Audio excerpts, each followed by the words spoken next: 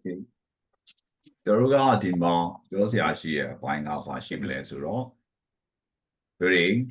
သင်တန်းစတဲ့အခါမျိုးမှာပေါ့ပထမဆုံးတစ်ခုကတော့သင်တန်း join တဲ့အခါမျိုးမှာကိုယ်နာမည်နဲ့ကို join ပေးပါနော်အဲ့ဒါကပထမပြောချင်တဲ့အချက်ဖြစ်ပါတယ်ဒီကိုယ်နာမည်ကိုနာမည်ရင်းကိုသုံးပြီးတော့ပဲ join ပေးပါနောက်တစ်ခုပြောချင်တာကတို့တွေဘာရှိမလဲဆိုတော့တို့တွေအဲ့ join တဲ့အခါမျိုးမှာပေါ့နော်တို့တွေjoin တဲ့အခါမျိုးမှာ join ပြီးသွားလို့ရှိရင်တို့တွေတခါတည်းပဲအတန်ကို mute လုပ်ထားပါနော် mute လုပ်ပြီးတော့ join ပေးပါဘာကြောင့်လဲဆိုတော့တခါတည်းမှာတချို့တွေကနောက်ကျတတ်တာတွေပေါ့စသဖြင့်ရှိတော့စာသင်နေတဲ့အချိန်မှာလက်ချသူတွေအထောင်ရှက်ဖြစ်မှာဆိုလို့ပါအဲ့ဒါကတို့တွေနောက်ထပ် request လုပ်တာပါနောက်တစ်ခုကတော့တို့တွေကဒီမှာvideo file ဖွင့်တာပေါ့နော် video file ဖွင့်တာတချို့တွေလည်း video file ဖွင့်ပြီးတော့သင်ကြတယ်တချို့တွေလည်းမသင်ကြဘူးနော်ဒါတယောက်နဲ့တယောက်တို့တွေကအကြောင်းမျိုးရှိရပေါ့တချို့တွေကြောင့်လည်းပဲတို့တွေတခါတည်းမှာတချို့ကျောင်းသားတွေဆိုလို့ရှိရင်အရင် batch ကကျောင်းသားတွေဆိုလို့ရှိရင်တို့ဒီပေါက်မှာနေကြတာတချို့တွေကြောင့်အလုပ်ကအပြန်လေးမှာစသည်ဖြင့်ပေါ့တို့တွေတခါတည်းရထားပေါ်မှာစသည်ဖြင့်ပေါ့နားထောင်နေရတဲ့သူတွေစသည်ဖြင့်ရှိတယ်ဒါကြောင့်မလို့တို့ကမဖွင့်ချင်ကြဘူးအဲ့ဒါမျိုးကြောင့်အဲ့လိုမျိုးအတွက်တို့တွေကမဖွင့်လည်းပဲရတယ်သူဆိုတော့များသောအားဖြင့်ပြောပါတယ်နော်ကိုကနေကိုအစဉ်ပြေတော့ဖွင့်ပြီးနားထောင်ပေးပါဘာကြောင့်လဲဆိုတို့တွေပို့ပြီးတော့ focus ရတယ်ပေါ့ကျွန်တော်လေ့လာမှုရတော့နော်ဒီများသောအားဖြင့်အတန်းထဲမှာတွေတက်နေကြတာမဟုတ်တဲ့အတွက်ကြောင့်တွေဒီ focus လေးရဖို့အတွက်ပေါ့နော်အဲ့ဒီ video file လေးဖွင့်ထားတာကတော့ပို့ပြီးတော့အဆင်ပြေတယ်ပေါ့ဒီ video file ကိုဖွင့်တဲ့သူတွေကိုလည်းပဲဆရာတို့က request လုပ်ချင်တာကဘာလဲဆိုတော့ဒီနားထောင်တဲ့အချိန်မှာတော့တေချာလေးနားထောင်ပြီးပေါ့နော်တခုနားထောင်တဲ့အချိန်မှာပေါ့နားထောင်လိုက်တဲ့အချိန်မှာဆိုလို့ရှိရင်တေချာလေးနားထောင်ပြီးပါနော်ဘာကြောင့်လဲဆိုတော့အဲ့ဒါလေးကိုဆိုတော့တေချာလေး request လုပ်ပါတယ်ဘာကြောင့်လဲဆိုတော့သင်လိုက်တဲ့အခါမျိုးမှာဆိုလို့ရှိရင်ဒီသင်နေတဲ့အချိန်မျိုးမှာဒီအချိန်ကာလလေးအတွင်းမှာပဲနော်ဆရာကဒီသင်ခန်းစာတစ်ခုနဲ့ပတ်သက်တဲ့အရေးပါတဲ့အချက်လက်တွေအားလုံးကိုဆိုတော့စုပြုံပြီးပြောပြတာဖြစ်တယ်နော်စုပြုံပြီးပြောပြတာဖြစ်တဲ့အတွက်ကြောင့်တခါတည်းကိုကအာယုံမဆိုင်လိုက်ပဲနဲ့အာယုံလွင့်သွားတယ်ပြီးတော့မှ recording ရှိတာပဲကွာ recording ပြန်နားထောင်မယ်ဆိုပြီးမြဲ recording ကိုများသောအားဖြင့်ပြန်နားထောင်ဖြစ်တဲ့လူတွေက recording ကိုပဲအချိန်မျိုးမှာပဲတို့တွေပြန်ပြီးနားထောင်ကြတယ်လဲဆိုလို့ရှိရင်တို့နားထောင်တဲ့အချိန်ကဘယ်အချိန်မျိုးမှာလဲဆိုလို့ရှိရင်တို့တွေ revision ပြန်တဲ့အချိန်မျိုးဘယ်လိုပြောမလဲဆောင်းဝတ်ဖြေကနီးပြန်ကြည့်တဲ့အခါမျိုးမှာပဲပြန်ကြည့်ဖြစ်တဲ့လူအများစုရှိတာနော်ဒါကြောင့်မလို့တွေများသောအားဖြင့်မှာအဲ့ဒါကိုဘယ်လိုပြောရမလဲဆိုလို့ရှိရင်ဒီနားမထောင်ဖြစ်ဘူးပေါ့ပြန်ပြီးတော့နော်တချို့လည်းပုံမှန်ပြန်နားထောင်တဲ့လူတွေလည်းရှိပါတယ်နော်ဒီတော့ပြောချင်တာကတွေဘယ်လိုလဲဆိုလို့ရှိရင်ဒီသင်ခန်းစာတွေကစတဲ့အချိန်လေးအတွင်းမှာတွေတစ်ချက်လေးအာရုံစိုက်ပေးပါနော်ဒေတာလေးအာရုံစိုက်ပေးပါအားလေးကိုဆိုပြောချင်တယ်နော်နောက်ပြီးတော့နောက်တစ်ခုဒေတာမှားခြင်းတဲ့အချက်ရှိတယ်တော့တချို့mute လုပ်ထားပါနော်တွေကိုမိုက်ခရိုဖုန်းဘာကြောင့်လဲဆိုတော့အတန်ဝင်ပါဆိုလို့အဲ့တော့နောက်တစ်ခုမှာတင်တာကအဲ့ဒီလိုမျိုးပေါ့ဒါဒီသင်တန်းတက်တဲ့အခါမျိုးမှာသင်တန်းထဲမှာအာရုံစိုက်ပါနော်ဘာကြောင့်လဲဆိုတော့ဆရာကသင်တန်းကာလ9လရှိတယ်ကွာသင်တန်းကာလ9လမှာဆရာ4လလောက်ဆိုလို့ရှိရင်ဆရာသင်ရိုးအားလုံးကိုဒီပြီးပြတ်တော့အောင်ဆရာသင်ပေးမယ်ဒါကြောင့်လို့အဲ့ကာလအတွင်းမှာတွေသင်မှာဖြစ်တဲ့အတွက်ကြောင့်တွေတောက်လျှောက်တွေဒီသင်တဲ့သင်ခန်းစာမှန်သမျှဟာဆရာအာရုံစိုက်ရမယ်အကြောင်းအရာတွေပဲဖြစ်လိမ့်မယ်နော်ဘာကြောင့်လဲဆိုတော့တွေGD ကစုစုပေါင်းတွေပြောမယ်ဆိုလို့ရှိရင် grade 12 level ရှိတဲ့ဆောင်ပွဲလို့အကျန်းဖြင့်အပြင်သတ်မှတ်လို့ရတယ် grade 12ရှိတာမရှိတာတပိုင်းပေါ့နော်အဲ့တော့တွေကဘာဖြစ်သွားလဲဆိုတော့သူကဒီတခြား grade တွေကိုကြော်လိုက်တာမျိုးဖြစ်တယ်များသောအားဖြင့်ကျောင်းသားတွေအတွက်ဥပမာဖြင့် grade 9 10 11 12ဆိုပြီးတော့ grade 4ခုစာလောက်ကိုသူကတခါတည်းပဲပေါင်းတင်တာမျိုးဖြစ်တယ်ပေါင်းတင်တာမျိုးဖြစ်တဲ့အတွက်ကြောင့်တို့တွေအဲ့သင်ရတဲ့အကြောင်းအရာအပိုင်းဆိုင်ရာဟာတချို့ဟာတွေကကိုယ်တွေတခါမှမသင်ဘူးတဲ့အကြောင်းအရာမျိုးတွေစသည်ဖြင့်ဖြစ်ကောင်းဖြစ်လိမ့်မယ်နော်အဲ့မျိုးကြောင့်ကိုကပို့ပြီးအာရုံစိုက်ပါ၄လလောက်အတွင်းမှာဆရာတို့ကပြီးအောင်သင်ပေးမယ်ပြီးလို့ရှိရင်ဆရာကနောက်ဆုံးတစ်လမှာ revision သွားတာပေါ့9လကိုရောက်တဲ့အခါမျိုးမှာနော်9လတာကာလကိုရောက်တဲ့အခါမျိုးမှာဆိုအဲ့တော့ကျွန်တော်တခြားတိတ်အများကြီးမှာဆရာမရှိဘူး နော်ခုနကပြောသလိုမျိုးပဲ join တဲ့အခါမျိုးမှာတို့တွေကဒီ video file ဖွင့်ထားလဲရတယ်မဖွင့်ထားလဲရတယ်မဖွင့်ထားတဲ့သူတွေကပို့ပြီး item စိုက်ပေးပါနော်ဘာကြောင့်လဲဆိုတော့တခါတည်းမှာတို့တွေ video file ကိုဖွင့်ထားတဲ့အခါမျိုးမှာပို့ပြီးတော့ဒီချို့ကိုယ့်နဲ့ကိုပုံကြည့်မိတာတို့ဘာလို့စသည်ဖြင့်ပေါ့ဒါမျိုးကြီးရှိတတ်တယ်နော်အဲကြောင့်ဆရာက data လေး request လုပ်ပါတယ်နောက်ပြီးရင် join တဲ့အခါမျိုးမှာဆိုလို့ရှိရင်တို့တွေဒီအတန်ကို mute လုပ်ထားပေးပါနော် mute လုပ်ပြီးတော့ join ပေးပါနောက်တစ်ခုတို့တွေမှာကျင်တာဘာရှိလဲဆိုတော့ဒီသင်တန်းချိန်ပေါ့သင်တန်းကိုတို့တွေကတတ်နိုင်တဲ့များသင်တန်းမပြတ်ပါနဲ့နော်အဲ့ဒါကတို့တွေကျောင်းသားတွေအားလုံးကိုတေးသေးချာချာကိုမှာကျင်တဲ့အချက်ဖြစ်ပါတယ်တို့တတ်နိုင်တဲ့ရွေးသင်တန်းမပြတ်ပါနဲ့နော်အဲ့ဒါကိုဆရာအခုနောက်data emphasize လုပ်ပြီးမှာပါတယ်တကယ်လို့များအကြောင်းတစ်ခုခုကြောင့်တို့တွေကသင်တန်းပြတ်ခဲ့သည်ရှိတော့ပေါ့နော်ဘာလုပ်ပေးပါလဲဆိုရင်ခွင့်တိုင်ပေးပါခွင့်တိုင်တာလွယ်တယ်ကွာဇေရိုဘာလုပ်မလဲဆိုတော့ဇေရိုခွင့်တိုင်တဲ့အခါမျိုးမှာပေါ့ဇာများသောအားဖြင့်ဆိုလို့ရှိရင်ဒီစာသင်နေချိန်ရောက်သွားတဲ့အခါမျိုးမှာတော့ဇာဒီ Messenger တို့နောက်ပြီးလို့ရှိရင် Viber တို့ကိုဇာပြန်မကြည့်ဖြစ်ဘူးများသောအားဖြင့်စာသင်ချိန်တွေကတစ်ခုနဲ့တစ်ခုကတ်နေရမျိုးဖြစ်တယ်နော်ကတ်နေဆက်နေရမျိုးဖြစ်တဲ့အတွက်ကြောင့်ဇာအဲ့ဒီအချိန်မှာတို့ဇာ Messenger တို့ Viber တို့ကိုတော့မကြည့်ဖြစ်ဘူး Telegram ကတော့တို့တွေကကျောင်းသားတွေနဲ့စုဖွဲ့ထားတဲ့စုဖွဲ့တွေဖြစ်တဲ့အတွက်ကြောင့် Telegram ကိုတော့ဆရာတို့တွေများသောအားဖြင့်တို့ဒီလေးတက်လာလို့ရှိရင်မြင်ရတယ်ဒါကြောင့်လို့ဆရာတို့ပြီးရင် Telegram account လေး group လေးပေးမယ်နော် Telegram group လေးပေးမယ်ပေါ့အဲ့ဒီမှာတို့တွေ recording file လေးတင်ပေးမယ်တကယ်လို့များတို့တွေကဒီသင်တန်းပြတ်ခဲ့သည်ရှိတော့ဒါမှမဟုတ်သင်တန်းနောက်ကျမယ်ဆိုခဲ့လို့ရှိရင်ဆိုတော့အဲ့ဒီ Telegram group မှာဖွင့်တိုင်ပေးပါကျွန်မကတော့ဖြင့်တို့တွေဒီနေ့တွေကနောက်ကျပါမယ်စသည်ဖြင့်ဒါမှမဟုတ်ဒီနေ့အတွက်ခွင့်ပါစသည်ဖြင့်ပေါ့နော်အဲ့လိုမျိုးလေးတွေပြောပေးပါ Telegram မှာနော်အဲ့ဒါလေးကိုဆရာက data လေး request လုပ်ပါတယ်ဘာကြောင့်လဲဆိုတော့နောက်ကျတာသင်တန်းနောက်ကျတာကပြဿနာသိမရှိလာသေးဘူးအဓိကသင်တန်းပြတ်တာပေါ့နော်သင်တန်းပြတ်တဲ့အခါမျိုးကြလို့ရှိရင်ဆရာတို့ဘာဖြစ်လဲဆိုတော့သင်တန်းပြတ်တာက1ရက်2ရက်3ရက်စသည်ဖြင့်ပေါ့အဲ့လိုမျိုးတွေတခါတည်းရက်ချားလေးပြတ်နေတာမျိုးဖြစ်ခဲ့လို့ရှိရင်3-4ပတ်လောက်ကြာလို့ရှိရင်တို့တွေသင်တန်းပေါ်မှာစိတ်ဝင်စားမှုကလုံးဝတို့တွေဒီတိတိတသားကိုကြော့သွားတယ်နော်အဲ့ခါကျတော့ကိုရင်းနှီးထားရတဲ့အချိန်တို့တွေငွေကြေးစသည်ဖြင့်ပေါ့နော်နောက်ပြီးရင်တခါတည်းမှာတို့တွေကဒီနည်းနည်းကြီးမားမားကိုပြောမယ်ဆိုရင်ကိုယ့်ရဲ့အနာဂတ်ပေါ့ညာတော့အဖြစ်ကဒါတွေအတွက်အများကြီးထိခိုက်မှုရှိပါတယ်နော်တို့ဒီနိုင်ငံမှာနေတာကအချိန်ဟာအရန်တန်ဖိုးရှိပါတယ်နော်ဘာကြောင့်လဲဆိုနိုင်ငံဟာ unstable ဖြစ်နေတဲ့အခြေအနေပါတခုခုကြောင့်နိုင်ငံဟာတို့တွေက unstable ဖြစ်နေတဲ့အဲ့ဒီအခြေအနေမျိုးကနေပြီးတော့ပိုပြီးဆိုးဝါးတဲ့အခြေအနေမျိုးကိုမရောက်သွားနိုင်ဘူးလို့တို့တွေဘယ်သူမှမပြောနိုင်တာဖြစ်တဲ့အတွက်ကြောင့်တို့တွေဘာဖြစ်လဲဆိုလို့ရှိရင်ကိုကရတတ်တဲ့အချိန်လေးအတွင်းမှာရတတ်သမျှပညာတခုခုသင်ယူနေဖို့လိုတယ်နော်ဒါကြောင့်မလို့ကိုအတွက်တို့တွေကအချိန်တခုကိုကဖြုံးလိုက်လို့ရှိရင်အဲ့ဒီအချိန်အတွက်တို့တွေနောက်ပြန်ပြီးအစားမရဘူးနော်ဒါကြောင့်ကိုကတတ်နိုင်သေးတော့ပညာကိုကောင်းကောင်းမွန်မွန်ရအောင်သင်ယူပါနော်ဆိုအဲ့တော့ဆရာတို့ကသင်ကြားရေးပိုင်းကိုဆရာတို့အခုစမယ်ပေါ့နော်သင်ကြားရေးပိုင်းစမယ်ဆိုပေမဲ့ဆရာတို့ကဒီနေ့မနက်ဖြန်တပတ်ခါပေါ့နော်ဒီတပတ်ပေါ့ကွာဒီတပတ်အတွင်းမှာတော့ဆရာတို့ကသင်ကြားရေးစစ်ကိုမစသေးဘူးတို့သင်ခန်းစာတွေကိုမစသေးဘူးဆရာတို့ဘာရောက်သွားမလဲဆိုလို့ရှိရင်သင်ခန်းစာတစ်ခုချင်းစီကိုမိတ်ဆက်လေးသွားပေးမယ်နော်မိတ်ဆက်လေးသွားပေးမယ်အဲ့မိတ်ဆက်အကြောင်းအရာလေးကိုတို့တွေအရင်ဆုံးကြည့်မယ်ကြည့်ပြီးတော့မှတို့တွေချန်တဲ့အကြောင်းအရာလေးကိုဆက်ပြောမယ်နော်ဆိုအဲ့တော့တို့တွေသင်ကြားမဲ့ပုံစံကိုပြောမယ်ဆိုလို့ရှိရင်တို့တွေတပတ်မှာဘာသာရပ်2ခုသင်မှာဖြစ်ပါတယ်တပတ်ကိုဘာသာရပ်2ခုသင်မယ်ဥပမာအပြင်တို့တွေကပထမအဆုံးသင်ခန်းစာစတဲ့တပတ်မှာဆိုလို့ရှိရင်တို့တွေက social studies နဲ့တို့တွေဒီ R အပိုင်းကိုသင်ပါနောက်ပြီးတော့နောက်တစ်ပတ်မှာဆိုလို့ရှိရင်တို့တွေက science နဲ့ mathematics ကိုသင်ပါအဲ့ဒီလိုမျိုးဆို rotate သွားမယ်နော်အဲ့တော့တို့တွေကတပတ်ပြီးသွားလို့ရှိရင်ကိုကဒီဘာသာရေး2ခုလောက်ကိုသေချာဖို့အာရုံစိုက်လို့ရတယ်နော်အဲ့ဒီပုံစံနဲ့သွားပါမယ်ဆိုနောက်ပြီးတော့တို့တွေကျောင်းသားတွေကိုဆိုတော့ပြောထားတာရှိရယ်ဆိုတော့သင်တန်းကျင်ညာတဲ့ထဲမှာလည်းပါတယ်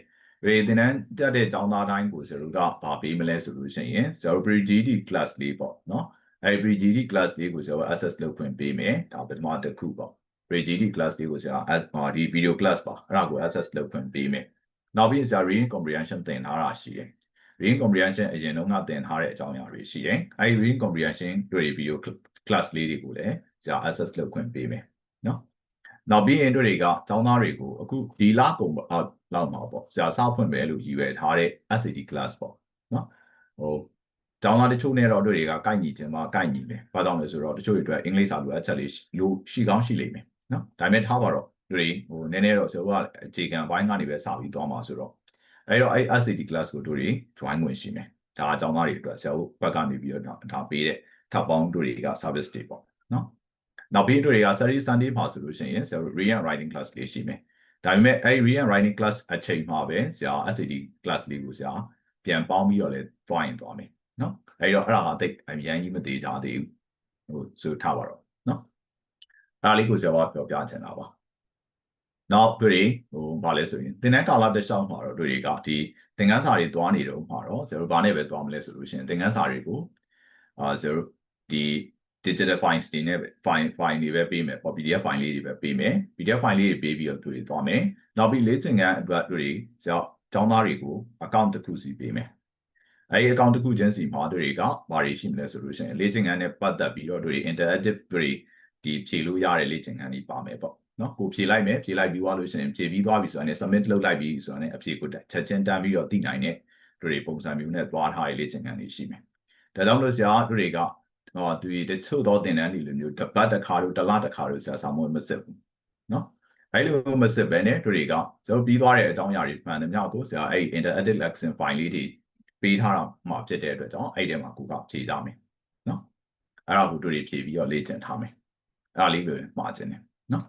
ဆိုဒါတွေကတချို့အပိုင်းလေးတွေကဆိုတော့တဖြည်းဖြည်းနဲ့ပြီးသွားမှာပေါ့နော်အခုတော့ချက်ချင်းကြီးအကုန်လုံးစုံပြီးတော့မပေးလိုက်သေးဘူးစုံပြီးပေးလိုက်လို့ရှိရင်ဘာဖြစ်မလဲဆိုတော့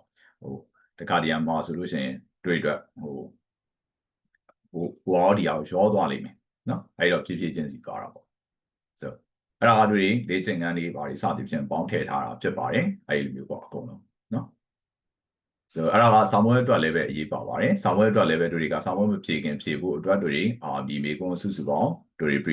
practice task မေကွန်း50လောက်စသည်ဖြင့်ပါမယ်နောက်ပြီးကိုအတွက်လေ့ကျင့်ဖို့မေကွန်းထောင်ကနန်းပါလိမ့်မယ်ပေါ့နော်စသည်ဖြင့်အဲ့လိုမျိုးပါပါဆိုအဲ့တော့တွေကဒါလေးစပြီးတော့ကြည့်အောင်နော်ဒီနေ့အတွက်တွေကဆရာမိတ်ဆက်အနေနဲ့ပြောဖို့အကြောင်းအရာက social studies ဖြစ်ပါတယ်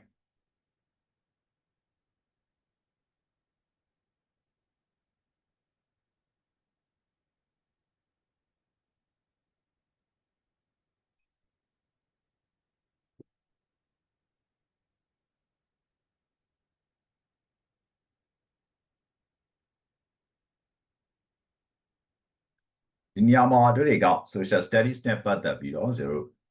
ပြောရမယ့်အကြောင်းအရာလေးရှိရပေါ့နော်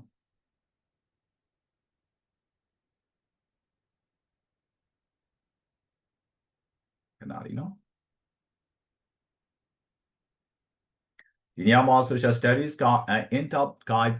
to the social studies test ပေါ့ GED social study test ပေါ့ an in-depth guide to the GED social study test GED social studies task နဲ့ပတ်သက်ပြီးတော့ကျွန်တော်သိတဲ့အကြောင်းအရာတွေပေါ့ကွာအလွယ်ပြောရမယ်ဆိုလို့ရှိရင်ဒီ task ဟာဆိုလို့ရှိရင်တွေက GED စာမွေးတစ်ခုလုံးရဲ့ဘာသာရပ်ကြီးတစ်ခုဖြစ်တဲ့အတွက်ကြောင့် a crucial component လို့တွေကပြောတဲ့အရန်အရေးပါတဲ့အစိတ်ပိုင်းတစ်ခုပေါ့နော်တွေက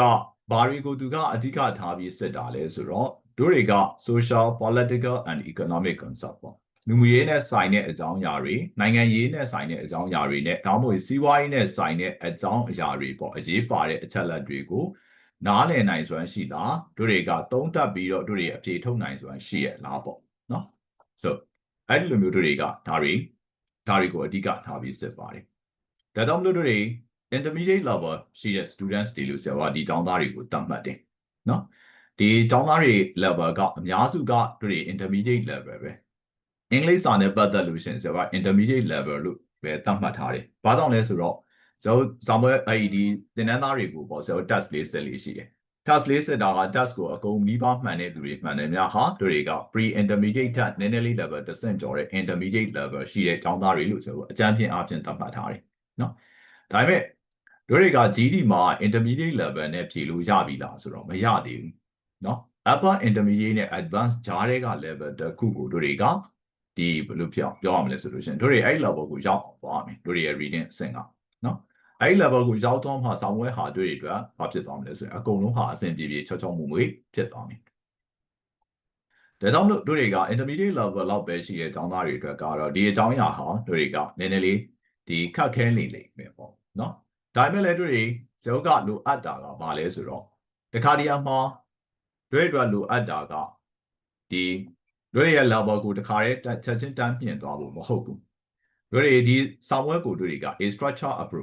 approach ပေါ့နော်ဒီစနစ်တကျချင်းကပ်မှုလေးလိုတယ်စနစ်ကျနာတဲ့လူကတို့တွေဘာလဲဆိုလို့ရှိရင်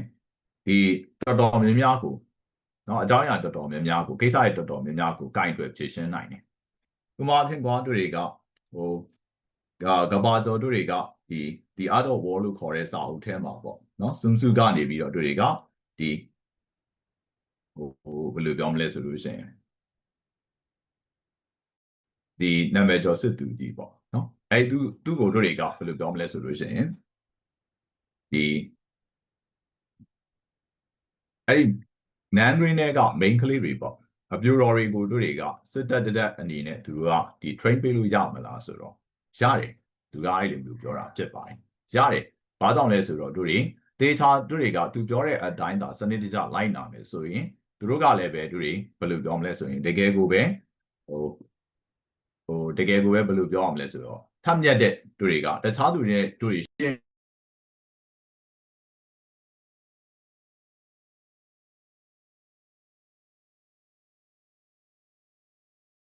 တကယ်ကိုပဲသူတို့ကလည်းပဲတို့တွေတခြားသူတွေနော်အဲ့တခြားလေ့ကျင့်ရေးပြေဝနေတဲ့လူတွေနဲ့တို့တွေရှင်ပြီးတိုက်ခတ်နိုင်တဲ့အဆင့်လောက်ထိရောက်သွားမယ်ပေါ့နော်အဲ့ဒါကိုမျိုးကိုတွေကဘာလို့ခေါ်တာဆိုရင်ဆိုတော့ structure approach လို့ခေါ်တာဖြစ်ပါတယ်နော်အဲ့ဒီလိုမျိုးတို့တွေအဲ့ချင်းကပ်မယ်ဆိုလို့ရှိရင်ပေါ့ဒီ task ဒီဆောင်ဝဲဟာဆိုရင် manageable ပေါ့နော်တို့တွေအတွက် manage လုပ်လို့ရတယ်ကောင်းကောင်း manage လုပ်လို့ရတယ်ဆောင်ဝဲအတွက်တို့တွေလိုအပ်တဲ့အမှတ်ပေါ့ဆောင်ဝဲမှာများသောအားဖြင့်ပေါ့တို့ကျောင်းသားတွေအများစုလိုအပ်တဲ့အမှတ်အကြောင်းကိုပြောမှာဆိုလို့ရှိရင်တို့ပဲအမှတ်လောက်ရတင်လဲဆိုရင်အမှတ်200မှာ165မှတ်ပေါ့နော်အဲ့ဒီအမှတ်လောက်ကိုရဖို့အတွက်တို့တွေလုံးဝဖြစ်နိုင်တယ်နောက်ပြီး an even engaging part of your studies ပေါ့တို့တွေကသေချာသာချင်းကပ်မယ်ဆိုရင်ဒီဟာတို့တွေအတွက် manage လုပ်နိုင်မယ်ဆောင်းဝဲအတွက်ကိုတို့တွေဆောင်းဝဲကောင်းကောင်းဖြေနိုင်ဖို့အတွက်အဆင်ပြေမယ်နောက်ပြီးလို့ရှိရင်ကိုယ်တိုင်ကဒါကိုစိတ်ဝင်စားလဲလေ့လာလို့ရလိမ့်မယ်မဟုတ်ရင်တခါတည်းအန်ကြတော့တို့ချို့တွေကတခါတည်းခက်ခဲတဲ့အကြောင်းအရာတွေပါခဲ့လို့ရှိရင်ဒီအပိုင်းဟာသူတို့အတွက်စိတ်ဝင်စားစရာမဟုတ်တော့ဘူးပေါ့နော်ဒီဘိုင်းမှာဒီ lesson ပေါ့ဒီမှာတော့ဆရာ article ပုံစံရေးထားတာဒီ this lesson will provide a comprehensive overview of the text စာဝတ်တစ်ခုလုံးရဲ့တို့တွေ comprehensive overview ပေါ့တစ်ခုလုံးအကြောင်းကိုတို့တွေသေချာနားလည်သွားဖို့ရယ်ဒီနေရာမှာဒီစာဝတ်မှာဘာတွေပါတယ်လဲတို့တွေဘာတွေကိုများလေ့လာရမလဲ content နောက်ပြီးတော့ question format နောက်ပြီးလို့ရှိရင်တို့တွေက effective study strategies လို့ခေါ်တဲ့အကြောင်းအရာတချို့ပေါ့နော်ဇာတ်ဒီသင်ခန်းစာထဲမှာထည့်ပြီးတော့ပေါင်းထားမယ်ဒီ study strategies တချို့ဒါတွေကိုတို့တွေကပြောပြထားမယ် to help you succeed ပေါ့ so what is the GED social study task GED social study task ကဘာများလဲ social study task ဟာစုစုပေါင်းတို့တွေကမိနစ်80ညာတော့အဖြစ်တို့တွေက35 question ဝန်းကျင်ကိုပဲဖြေရတဲ့ exam ဖြစ်ပါတယ်ဒီဘိုင်းမှာဘာတွေကိုစစ်ဆေးလဲဆိုတော့တို့တွေကဘယ်လိုစွမ်းရည်မျိုးကိုစစ်ဆေးလဲဆိုရင်တို့တွေကစာဖတ်နိုင်သလား analyze လုပ်နိုင်သလား analyze လုပ်နိုင်တယ်ဆိုတာကစာတစ်ပုဒ်ကိုဖတ်ပြီးတော့အဓိပ္ပာယ်ပေါ်တာဖြစ်တယ်နော်ခွဲချမ်းစိတ်ဖြာတာဆက်ပြီးတော့တို့တွေကဆက်ပြီးတော့တို့တွေတွေးခေါ်ကြည့်တာစသည်ဖြင့်နောက် comprehend ပေါ့နားလည်သဘောပေါက်တာနော်အဲ့တော့တို့တွေက read analyze and comprehend social studies related content တွေကိုတို့တွေ read analyze and comprehend လုပ်နိုင်တဲ့စွမ်းရည်ရှိသလားဆိုတော့ဟိုစစ်တာဖြစ်တယ်တို့တွေက unlike traditional history test ဒီမှာနောက်တစ်ခုပြောချင်တာကကျတို့ကဆောင်းဝဲကိုဖြေကြတဲ့အခါမျိုးမှာ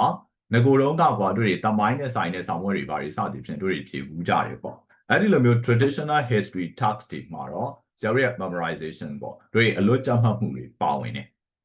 ဒါပေမဲ့ဒီအပိုင်းမှာတော့တို့တွေအလွတ်ကျမှတ်စရာမလိုဘူးတို့တွေက dates တွေ names တွေစသည်ဖြင့်ပေါ့အဲ့ဒါမျိုးတွေတခါတည်းလူနာမည်တွေဒါတွေကိုကြတ်ထားစရာမလိုဘူးเนาะတခါတည်းရှင်းအောင်ပြောပါတယ်ကျတို့ကဟိုဒီဘိုင်းမှာစာကြက်စရာမလိုဘူးဒါပေမဲ့ចောင်းသားတွေကတခါတည်း confuse အရန်ဖြစ်တာပဲဟိုကျောင်းဆရာចောင်းသားတွေကလည်းပဲအဲ့ဟိုတချို့ចောင်းသားတွေဆိုအရန်ကိုပဲကွာဘယ်လိုပြောမလဲဆိုလို့ရှိရင်အဲ့ဒီစနစ်ဒီဟိုအရင်စနစ်ကြီးထဲမှာတို့တွေပိတ်မိနေကြတဲ့ចောင်းသားတွေတပုံကြီးပဲရှိတယ်နော်ကျောင်းစာကြက်စရာမလိုဘူး ဒါပေမဲ့စာကြက်ပါလို့ပြောတယ်နည်းနည်းတော့ရှုပ်တယ်လို့ထင်ရတယ်ခဏလေးရှင်းပြမယ်အဲ့တော့စာကြက်ဆရာမလို့ဘူးဆိုတာဒီမှာတို့တွေတခုမှတို့တွေကြက်ထားစရာအကြောင်းအရာတွေမရှိဘူးဒါပေမဲ့စာကြက်ပါဆိုတာကဘာကြောင့်ကြက်ခိုင်းတာလဲဆိုရင်တို့တွေရဲ့အုံနောက်ကအမြဲတမ်းတို့တွေက active ဖြစ်နေအောင်ဆိုတော့လေ့ကျင့်ခန်းအမြဲတမ်းလုပ်ပေးရတယ်လေ့ကျင့်ခန်းအဲ့ဒီလေ့ကျင့်ခန်းအုံနောက်လေ့ကျင့်ခန်းတွေထဲမှာအကောင်းဆုံးလေ့ကျင့်ခန်းကဘာလဲဆိုတော့စာကြက်တာဖြစ်တယ်နော်အကောင်းဆုံးလေ့ကျင့်ခန်းအုံနောက်ကိုတို့တွေကအမြဲတမ်းပဲတို့တွေ active ဖြစ်နေဖို့အမြဲတမ်းပဲတို့တွေကဒီအုံနောက်ကမှတ်သားနိုင်စွမ်းတွေဘာတွေစသည်ဖြင့်ကိုအမြဲတမ်း ready ဖြစ်နေဖို့အတွက်ကဆိုတော့စာကြက်ရတယ်အဲ့တော့ဆိုတော့ဒီစာကြက်မဲ့ကြက်တော့ကွာတို့တွေဘာကိုကြက်မလဲဆိုလို့ရှိရင်ကိုယ့်အတွက်တို့တွေကိုဘဝတစ်လျှောက်လုံးအတွက်အသုံးဝင်မဲ့အကြောင်းအရာတွေကိုဆိုတော့ကြက်ပါတယ်နော်ဘဝတစ်လျှောက်လုံးအတွက်အသုံးဝင်မဲ့အကြောင်းအရာမျိုးတွေဒါရှိခဲ့တယ်ဆိုလို့ရှိရင်အဲ့ဒီအကြောင်းအရာလေးတွေကိုဆိုတော့ဆွဲထုတ်ပြီးတော့တို့တွေကြက်ပါတယ်ဥပမာဖြင့်ကွာအင်္ဂလိပ်စာမှာဆိုလို့ရှိရင်ဆိုတော့ကဘာရှိလဲဆိုလို့ရှိရင်ဒီ irregular verbs တွေဆိုတာမျိုးရှိတယ်အဲ့ဒီ irregular verbs တွေဆိုလို့ရှိရင် verb leaks ဆိုလို့ရှိရင်အဲ့ leaks လေးရှိမယ်ဆိုပါစို့ကျွန်တော်အဲ့ဒါလေးကိုအလွတ်ကြက်ထားဘာကြောင့်လဲဆိုတော့တို့အင်္ဂလိပ်စာလေ့လာနေသမျှကာလပတ်လုံးတစ်လျှောက်လုံးအတွက်အသုံးဝင်တာမျိုးဖြစ်တယ်နော်စသည်ဖြင့်ပါအဲ့ဒီတို့တွေလေ့လာနေသမျှကာလပတ်လုံးတစ်လျှောက်လုံးအတွက်အသုံးဝင်နေမှာဖြစ်တယ်အဲ့ဒါကြောင့်မလို့အဲ့ဒါမျိုးကိုတော့ကြက်ထားလို့ပြောတာဖြစ်တယ်နော်စသည်ဖြင့်ပါအဲ့ဒီလိုမျိုးပဲကွာတခြားသောနေရာတွေမှာလည်းတခြားတို့တွေဒီကွာနေကိုတို့တွေအတွက်တော်တော်လေးအသုံးဝင်မဲ့အကြောင်းအရာမျိုးတွေရှိတယ်ဒါမျိုးဆိုရင်ကြက်မှတ်ထားပါနော်ဒါပေမဲ့ဒီတို့တွေ GD အတွက်ဒါပြောရမယ်ဆိုလို့ရှိရင်တော့ GD subjects တွေကြက်စရာတခုမှမပါပါဘူးနော်ဒါပေမဲ့တို့တွေက grade 12 level အဆင့်ကိုမေးတာဖြစ်တဲ့အတွက်ကြောင့် grade 12ကျောင်းသားတယောက်မှရှိတဲ့ level တော့တို့တွေရှိနေရမယ်ရှိတဲ့ knowledge တော့ရှိရမယ်နော်ဥပမာအဖြစ်ကွာတို့တွေကဒီ9တန်းလောက်ရှိတဲ့တို့တွေကကျောင်းသားတယောက်ကိုအခုမှ ABCD စပြီးတော့တို့တွေက ABCD သိလားလို့တို့တွေသူကမေးမှာမဟုတ်ဘူးနော် ABCD ကိုသူသိထားပြီးသားလို့ပဲယူဆမှာပဲစသည်ဖြင့်ပါနော်အဲ့လိုမျိုးပါ so ဒီတော့တို့တွေကဒီမှာလည်းပဲတို့တွေစန်တန် level ရှိတဲ့ကျောင်းသားတယောက်ကိုစန်တန် level တော့ရောက်နေပြီမင်းမှာဒီအသိဉာဏ်လေးတော့ရှိရဲလို့သူကယူဆမှာဖြစ်ပါတယ်အဲဒါကြောင့်တချို့သောအကြောင်းအရာတွေကကိုယ့်အတွက်ကိုအရင်တုန်းကမသိခဲ့တဲ့အကြောင်းအရာမျိုးတွေတို့တွေဒီ level အတွက်သိထားတင်တယ်ဆိုလို့ရှိရင်တော့ကိုကမှတ်ထားရမယ်နော်အဲကြောင့်ဒီမှာပြောချင်တာက unlike traditional history test ပေါ့တခြားသော traditional history tasks တွေနဲ့မတူတာကတို့တွေက memorize လုပ်စီရမလို့ဘူးတဲ့ massive number of dates and names ပေါ့ instead it focus on evaluating your critical thinking and analytical skill တို့တွေရဲ့ဘာတွေကိုစစ်ဆေးရလဲဆိုရင်တို့ရဲ့ critical thinking skill ဒါတွေအကြောင်းကိုဆရာကတက်ရှင်းပြမယ်ပေါ့နော် critical thinking အဓိကတို့ရဲ့ thinking ကြောင်းကျိုးဆက်ပြီးစဉ်းစားနိုင်စွမ်းနော်စသည်ဖြင့်ဝေဖန်ပိုင်းခြားနိုင်စွမ်းဒီလိုမျိုး skills တွေကိုစစ်ဆေးတာဖြစ်ပါတယ်အဲ့တော့ဒီ task တစ်ခုလုံးကိုတဲ့တို့တွေက four main content areas ပေါ့ main content areas ၄ခုခွဲထားတယ် civics and government အပိုင်းရှိတယ် US history အပိုင်းရှိတယ် economics အပိုင်းရှိတယ် geography ရှိတယ်နော် geography and the world ပေါ့နော်အဲ့ဒီအပိုင်းရှိတယ်အဲ့တော့တို့တွေကဒီမှာ civics and government အပိုင်းကတို့အတွက်ဆောင်းဝတ်မှာအများဆုံးအပိုင်းဖြစ်တယ်ကျန်တဲ့ဘိုင်းကတော့ US history economics geography and the world ဆိုပေမဲ့များသောအားဖြင့်တော့တို့တွေက GDS social studies တစ်ခုလုံးဒီUS အကြောင်းကိုပဲအဓိကထားပြီးတည်ဆောက်ထားတာဖြစ်တယ်။ဒါကြောင့်မလို့တခြားသောအရာတွေကတို့တွေခေါင်းစဉ်တွေသာခွဲသွားပေမဲ့လို့ US နဲ့သက်ဆိုင်တဲ့အကြောင်းအရာတွေပဲအဓိကသင်ရမှာဖြစ်တယ်နော်။ဒီတော့ key contact areas တွေကိုတို့တွေကကြည့်အောင် civics and government အပိုင်းပေါ့နော်။နိုင်ငံသားဖြစ်မှုနဲ့တို့တွေကဒီအစိုးရအဖွဲ့အစည်းတွေအကြောင်းပေါ့ 50% of the test ပါ test တစ်ခုလုံးရဲ့50%ဖြစ်ပါတယ်။ဒါတို့တွေက exam တစ်ခုလုံးရဲ့အကြီးမားဆုံးသောအစိတ်အပိုင်း largest portion ဖြစ်ပါတယ် the largest portion ပါဒီမှာတို့တွေကဘာတွေပါမလဲဆိုရင်အဓိကကတို့တွေက American democracy ရဲ့ foundation ပေါ့အခြေခံတွေအကြောင်းကိုတို့တွေကဒီ American မှာကျင့်သုံးနေတဲ့ democracy စနစ်ရဲ့တို့တွေအခြေခံအကြောင်းအရာတွေပါမယ်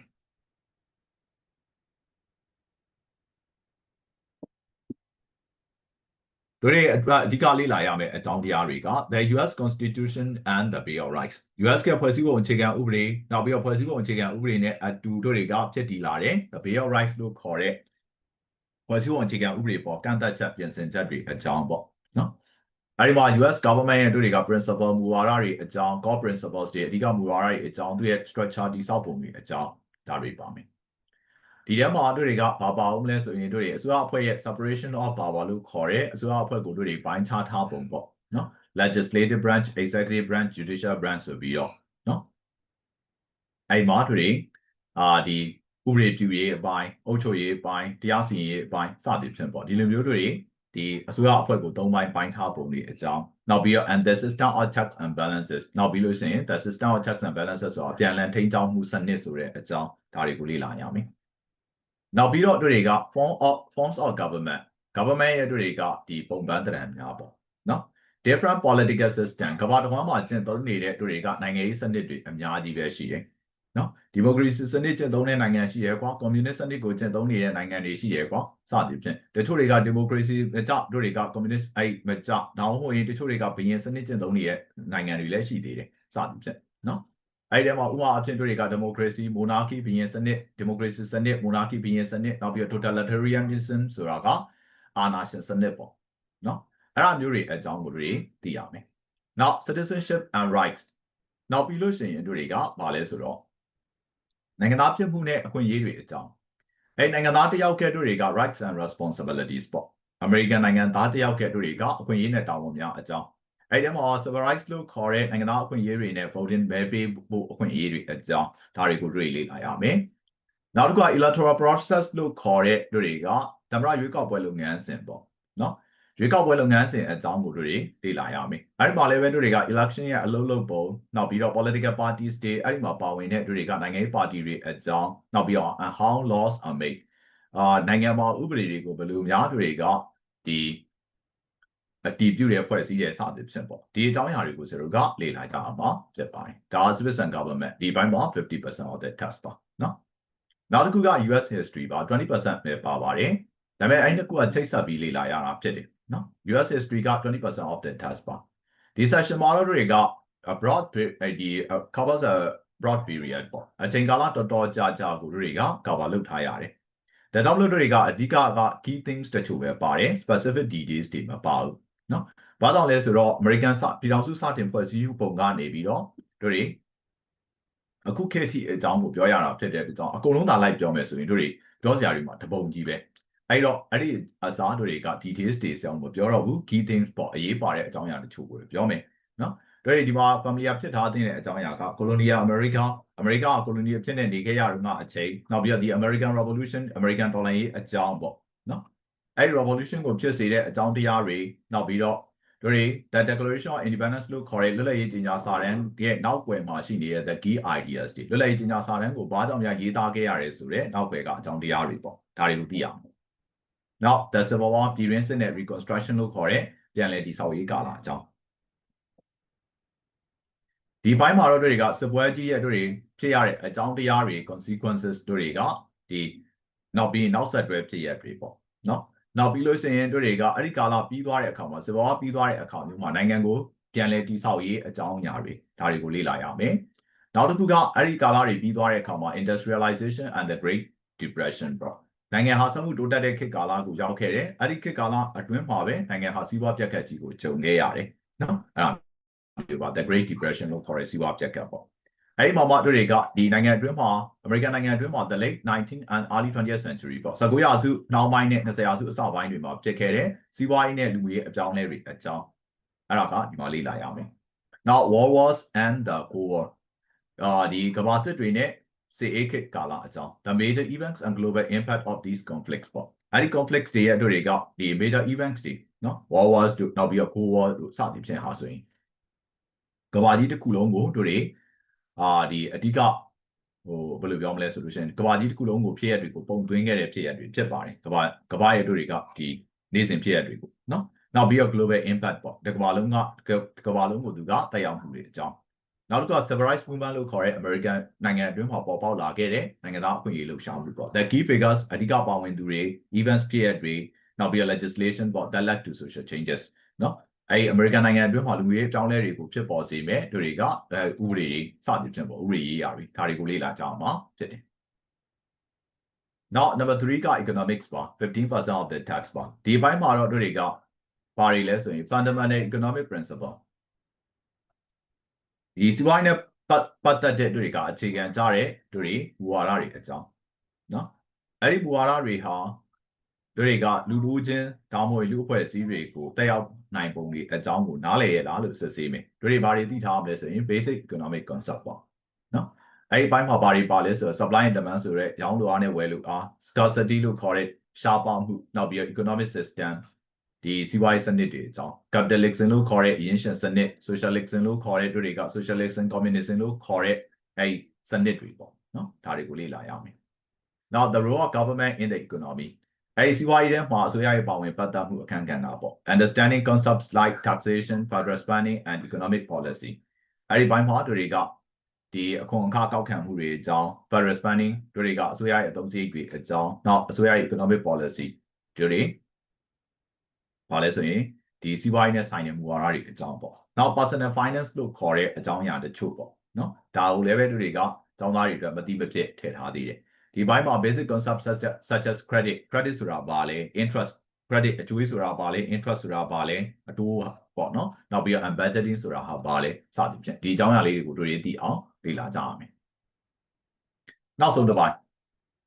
Now so the buying got to regard geography and the world bar. To got level 15% of the test barbie. This session model to regard the relationship between people, places, and the environment. Lure near to regard environment to yet. Sasam Hurego, Adika Tabi, Lila Jame, Adika key topics take up so in geographic principle. No, but we may assign it to regard Adika Muara Town Yari. Didema, to regard the Yebonigo Pada, tax tigo pada, graphs tigo pada. No, the Danagunale Yela. Now, global relationship,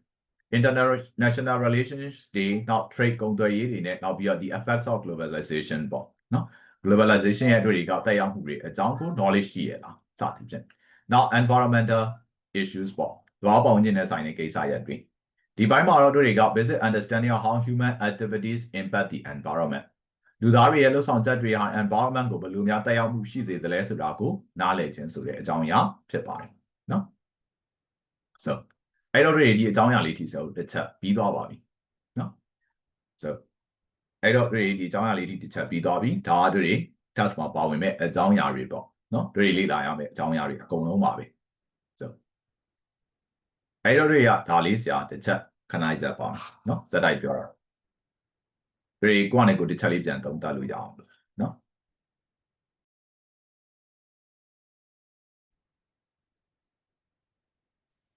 Okay, now the vine pure solution, no, Zeruga, understanding the question format. Question format at down with Zeruga, Nale on the dream, Shimbami. Social study task get questions take up. Not simple recall questions for no recall questions around that time yari.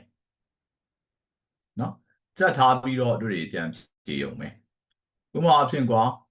do they go the Yamanang and Lay Yaget up in the Kune solution. Do it Jatara she oh recall question for Jamsilu yari. American dollar 80 bed take up the ledu. No, now below do they got American dollar ye moderate Adi or Adiga Uson type well when get it do they got the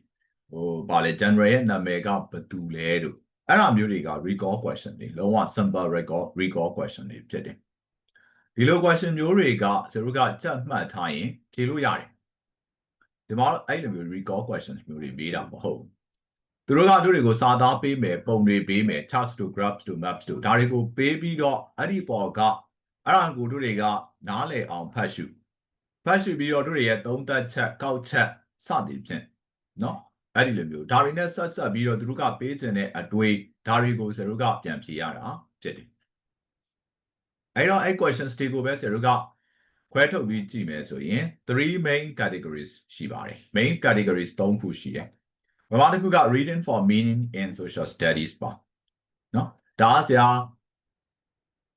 To you.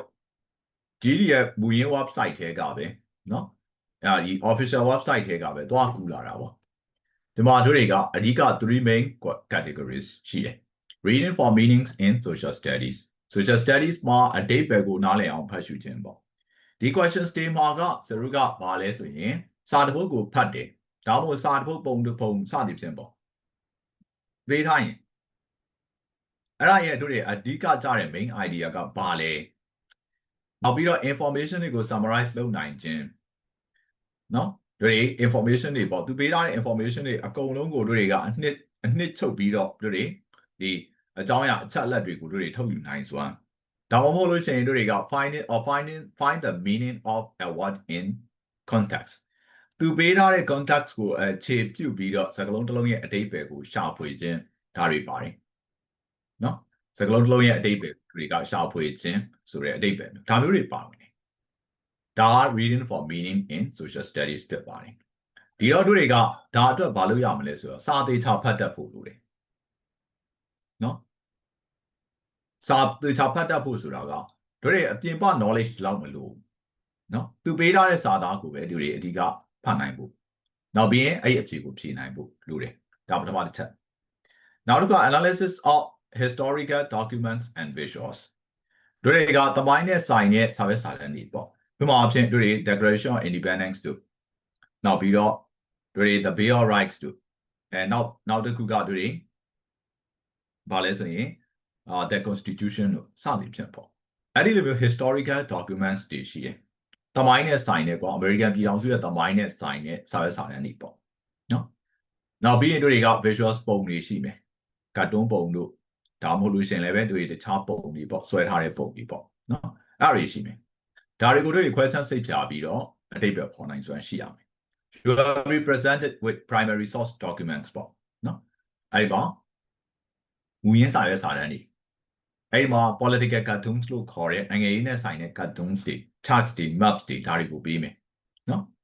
တို့ရဲ့တာဝန်ကအဲ့ဒီတို့တွေကိုပေးထားတဲ့အကြောင်းအရာတွေကို analyze လုပ်မယ် draw conclusion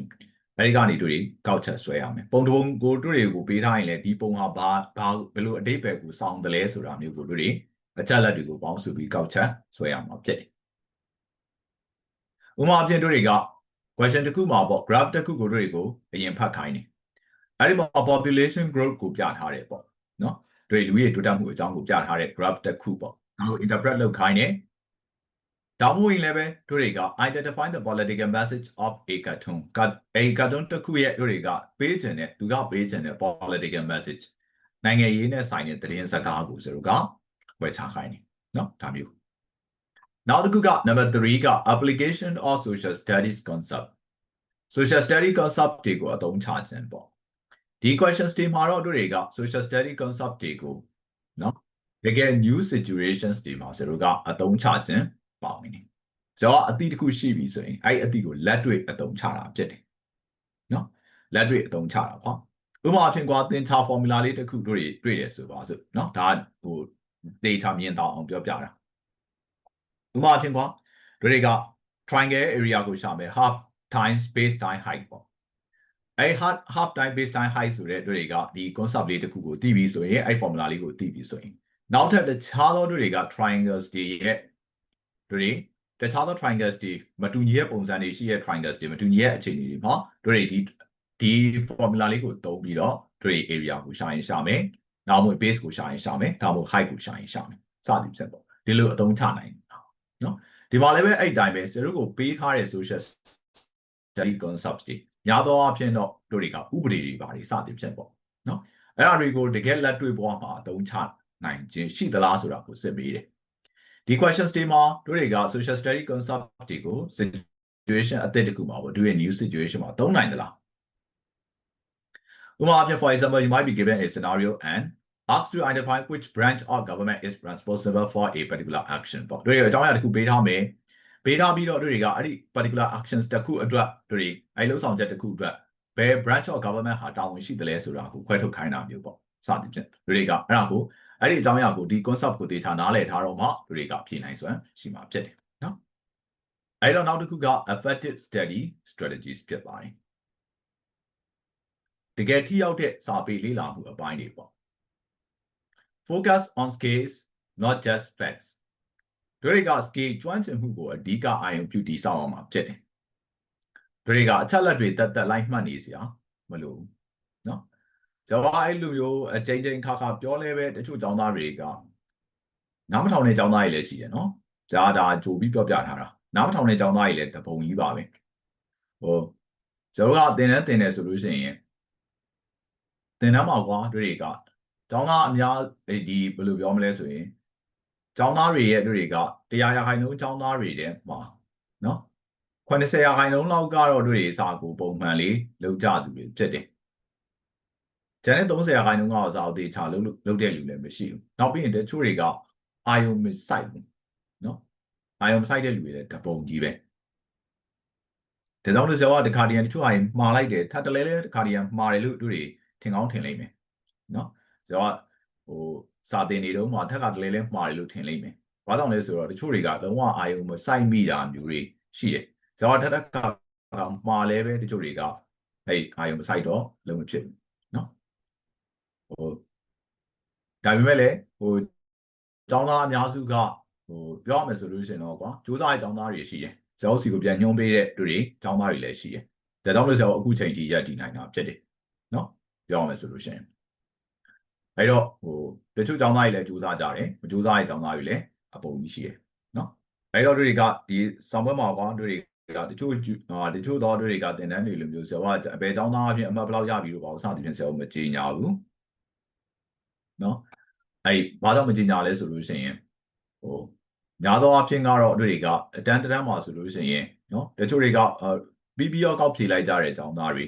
အောင်နေဆိုရင်တော့ပဲအောင်တဲ့ကျောင်းသားတွေလည်းရှိတယ်တကယ်ထူးထူးချွန်ချွန်နဲ့အောင်တဲ့ကျောင်းသားတွေလည်းရှိတယ်နော်အခုနောက်ပိုင်းမှာတို့တွေကအမှတ်တို့ပါလို့စသည်ဖြင့်ဆိုတာထက်ဆိုတော့ကျောင်းသားတွေကဒါပြီးသွားတဲ့အခါမျိုးမှာဆိုတော့ကျောင်းသားတွေကိုဘယ်လောက်ထိတို့တွေသူရဲ့အရှိကိုမျှော်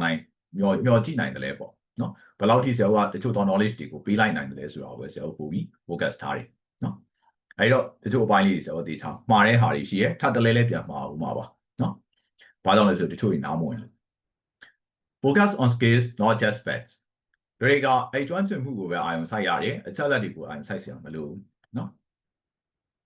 တွေကဒီ task ဆိုရင်တို့ရဲ့ skills ပေါ့ကျွမ်းကျင်မှုကိုစစ်တာဖြစ်တယ်တို့ရဲ့ knowledge ကိုစစ်တာမျိုးမဟုတ်ဘူး knowledge ကတို့တွေတခါတည်းရတော့ကွာတို့တွေအခြေခံအသိလေးတော့ရှိရမှာနော်အခြေခံအသိလေးတော့ရှိရမှာဒါမျိုးဖြစ်ပါတယ်ဒါကြောင့်မလို့တို့တွေက history ရဲ့ every detail တွေကိုလိုက်ပြီး memorize လုပ်နေမယ်အစားတို့တွေရဲ့စွမ်းရည်ပေါ့ဘယ်နေရာတွေမှာစွမ်းရည်တွေကိုတိုးတက်အောင်လုပ်မလဲဆိုရင်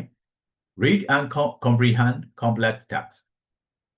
တို့တွေတကယ်ရှုပ်ထွေးတဲ့စာသားတွေကိုဖတ်နိုင်ဖို့နားလည်နိုင်ဖို့ဖတ်တာကတခါတည်းဖတ်တတ်တယ်ဒါပေမဲ့ comprehend မဖြစ်ဘူး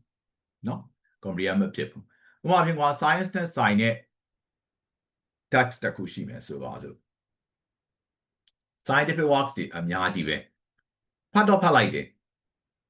ဒါပေမဲ့တို့တွေကဖတ်တော့ဖတ်တတ်တယ်နော်စလုံးတွေပါပေါင်းတတ်တယ်ဒါပေမဲ့ not comprehend တို့တွေက comprehend မဖြစ်ဘူးပေါ့အဲ့လိုတွေဖြစ်တတ်တယ်ဒါကြောင့်လို့စာဖတ်တဲ့အခါမျိုးမှာစာဖတ်လို့ရရုံသာမကဘူး comprehend လည်းဖြစ်အောင်မယ်နော်အဲ့ကြောင့်တို့တွေကဒီ New York Times တို့ The Guardian တို့စသည်ဖြင့်ပေါ့ဒါမှမဟုတ် The Wall Street Journal တို့စသည်ဖြင့်ပေါ့အဲ့ဒီလိုမျိုးတို့တွေကသတင်းအဲ့အရင်းအမြစ်တွေပေါ့အဲ့လိုမျိုးတို့တွေကတကယ်ယုံကြည်ရလောက်တဲ့သတင်းအရင်းမြစ်တွေက articles တွေကိုလိုက်ဖတ်ပါဇာတာဒီမှာနည်းနည်းကြီးကြီးကျယ်ကျယ်တွေပြောထားတာနော်တကယ်တော့ဆရာအဲ့လောက်ထိကိုလိုက်ဖတ်ဖို့မပြောပါဘူးကျောင်းသားတွေအတွက်ဆရာ library လေးတစ်ခုလုပ်ပေးမယ်လို့ကြီးမှန်ထားတယ်အဲ့ library ထဲမှာတော့တို့တွေများသောအားဖြင့် intermediate level student တွေဖတ်ဖို့အတွက်လောက်ပဲရည်ရွယ်ထားတဲ့တို့တွေသတင်းဆိုင်ရာအကြောင်းအရာတွေပေါ့စသည်ဖြင့်နော်အဲ့တို့တွေအကုန်လုံးဘာသာရေးတော်တော်များများကိုလွှမ်းခြုံနိုင်တဲ့အကြောင်းအရာတွေကိုဆရာထည့်ပေးမယ်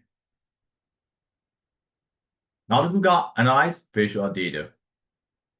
visual data တွေကိုလည်းပဲတို့တွေက question စိတ်ဖြာနိုင်စွမ်းပေါ့နော်ဒီမှာအပြင် charts တွေ graphs တွေ maps တွေပေါ့မတူညီတဲ့တို့တွေကအရင်းမြစ်တွေကနေလာတဲ့ charts တွေ graphs တွေ maps တွေဒါတွေကိုအတိတ်ပဲပေါ်နိုင်စွမ်းနော်ဒါတွေကိုသိရမယ်အဲ့ဒါတွေကိုကြည့်တဲ့အခါမှာ charts တွေ graphs တွေ maps တွေကိုကြည့်တဲ့အခါမှာ title တို့ axis ဝင်ရိုးတွေတို့နောက်ပြီးတော့သူကပေးထားတဲ့ legend or keys တို့ဒါတွေကိုတို့တွေကမြင်အောင်ကြည့်ရမယ်အဲ့ခါမှာသူတို့ဘာတွေကိုပြထားလဲဆိုတာကိုသိအောင်လို့ပေါ့နော်နောက်တစ်ခုက identify cause and effect relationship တွေက cause and effect relationship လို့ခေါ်တဲ့အကြောင်းအကျိုးဆက်ဆက်မှုကိုဆိုတော့သိရမယ်တွေက historical events တခုကိုဖတ်လိုက်တဲ့အခါမျိုးမှာ what happened ကိုပြန်မေးရမယ်မေးခွန်းကဘာဖြစ်တာလဲနောက်ပြီးတော့ and why did it happen ဘာကြောင့်ဖြစ်တာလဲဥပမာဖြင့်က American Revolution ဆိုရင်နော် American Revolution ကာလမှာဘာတွေဖြစ်ခဲ့တာလဲဘာကြောင့် American Revolution ဟာပေါ်ပေါက်လာရတယ်လဲဒါမျိုး cause and effect relationship ကိုတွေခွဲနိုင်အောင်မယ်နော်ဒါတွေကိုလည်းပဲဆရာတို့ကသင်ကြားနေရင်းနဲ့တို့တွေဒီအကြောင်းအရာလေးတွေစဉ်းစားတတ်အောင်တွေးခေါ်တတ်အောင်ဆက်နိုင်အောင်တွေပြောသွားမှာဖြစ်တယ်နော် now think critically ဒေတာတို့တွေကကြောင်းကျိုးဆက်ပြီးတော့တွေးခေါ်နိုင်ရမယ်ပေါ့နော် challenge yourself to think beyond the surface level of a topic တခုရဲ့ surface level ပေါ့ တို့တွေကိုဖတ်ဖို့ပေးထားတဲ့အကြောင်းအရာအပြင်ကိုတို့တွေကအဲ့ထက်ကြော်လွန်ပြီးတော့တွေးနိုင်ရမယ်နော်တို့တွေကအရေးပြအကောင်မြင်ရမယ်ပေါ့စသဖြင့်အဲ့ဒီလိုမျိုးတို့တွေတွေးနိုင်အောင်ထိတို့တွေလေ့ကျင့်ထားမှာဖြစ်တယ်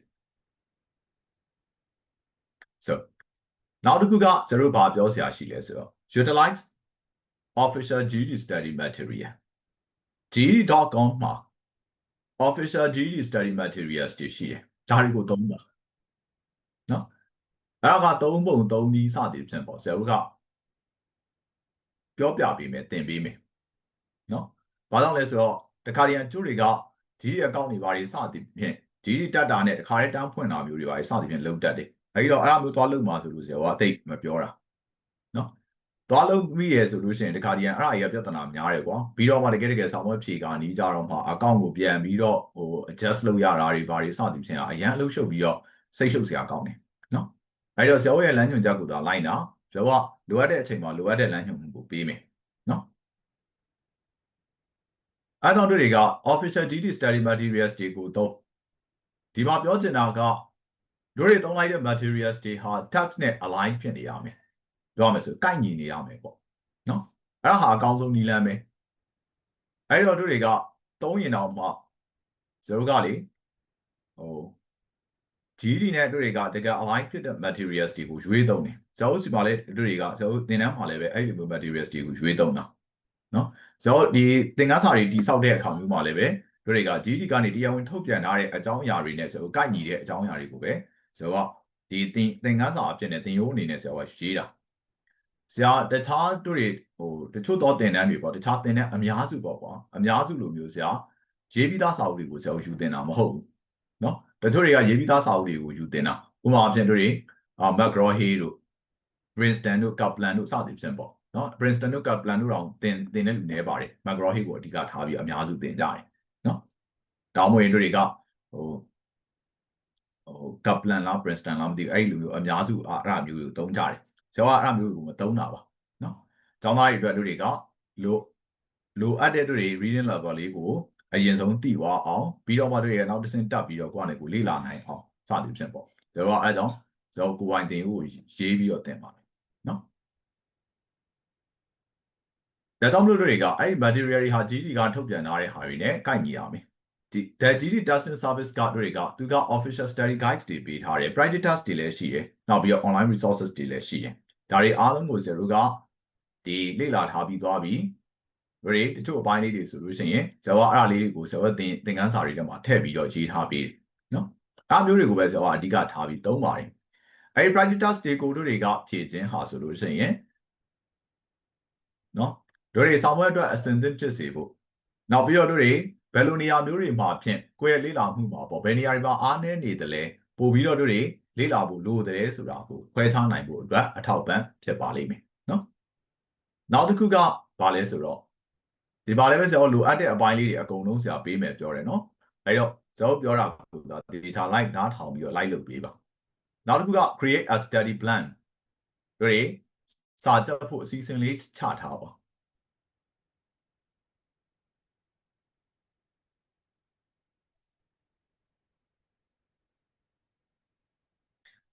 break down the material into manageable chunks ပေါ့ဒီ material တွေကိုတို့တွေကကို manage လုပ်နိုင်တဲ့အပိုင်းလေးတွေအဖြစ်ကိုခွဲထုတ်လိုက် Civics and Government က the largest section ဖြစ်တယ်အဲ့ဒီကနေစရင်စဒါပေမဲ့ zero အဲ့ကနေမစဘူးဒါဒီမှာရေးထားလို့မလို့တို့တွေအဲ့ဒီလိုရေးပြတာနော်တကယ်က zero ဘယ်ကနေပဲစလဲဆို zero history ကနေပဲစတယ် United States ကစတင်ဖြစ်ပေါ်လာရသမိုင်းကြောင်းကနေပဲ zero စလိုက်တယ်အဲ့ဒါမှပို့ပြီးတော့ဘာကြောင့်လဲဆိုရင်အဲ့ဒါပို့ပြီးတော့ကွာစာသင်ရပို့ကောင်းလို့နော်တို့တွေ social study ကိုစိတ်ဝင်စားသွားအောင်လို့ zero ကအဲ့ဒီ history အပိုင်းလေးတွေကနေပြီးတော့ zero ကဆွဲပြီးတော့ပြောသွားနိုင်တယ်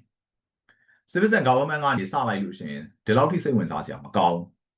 နော်အဲ့လိုကြောင့်ဒါကြောင့်လို့ဆရာ history ကနေအများအားစပါတယ် and now dedicate specific dates to each subject area တစ်ခုချင်းစီကိုတို့တွေကနော်ဒီဘယ်လိုပြောမလဲဆိုလို့ရှိရင် subject area တစ်ခုချင်းစီကိုတို့တွေဘယ်နေ့ဘယ်ရက်ဒီမှာလေ့လာမလဲစသည်ဖြင့်ဟိုကသတ်မှတ်ထားပါ for example a sample plan might look like this ပေါ့ sample plan ကတို့တွေက But Nepal out doing civil and government and Bangoli Lame, Napa. Now, week 3, my US history go lame, week 4, my economics and geography go lame, that's a BB. Week 5, my review and project test go love me. Sound simple. No? They get the Lala with Zarako. Tabi made regard the Bada was your the land of not born up yet. No, I have Lila solution, really, go no, be done marble. The hours about the Bada who Lila boom, so you're like that. No? Now we use online resources. Online resources delay she. Anymore, do regard free yara relation, low cost, no? The Guardian ma do regard which is a name and it. Really, the don't you yare online resources delay, Janine. No? Anymore, do they alagaya do regard the free pay don't hire website didn't ma council look take out the Kuga Khan Academy Pipari. I Khan Academy Master in US history, civics, economics, and free courses station. Lila Janet Luriga Lila Bo. No? Tabi me, Zerugaro, the Martinetta Nielu and the Negaro, I go to good again, Dobby Lila, Tom Mishiva, Muluga. No? Zawalu Ade, Jamali, then be Mapo. Tamelico could tabi teaching a pattern as we know, Dobby Paluyari. No? Can Academy.org. Now, YouTube channel station. Anima, YouTube channel station, my solution level Zeruga, social studies snapper that channel station may, no? Now be out the science snapper that channel station may, no mathematics snapper that channel station may. I don't regard if you do go, video lessons daily, but I guess it's all gone video lessons daily, be body, you might be got look the relatable, you bobby. Time data, sanitary lose around you, say, I think it with you, sanitary is around got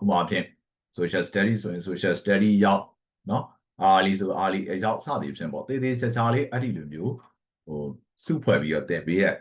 you Madrid.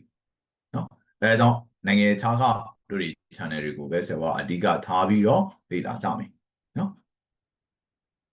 Through Madriga, complex topics they go to the easier to understand, but now they are where on to go and debate how are no?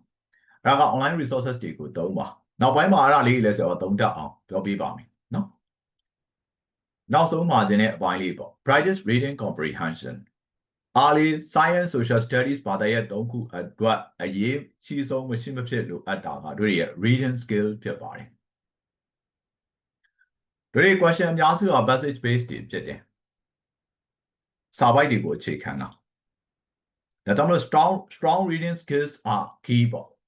Our company do regard reading as sign it to Johnson who ha, read what machine pit as ye barbari. No?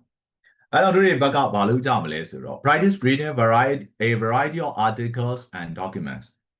Articles day, documents day, Saturday, use of Papa. Dari Papi Dwari a cambio pa.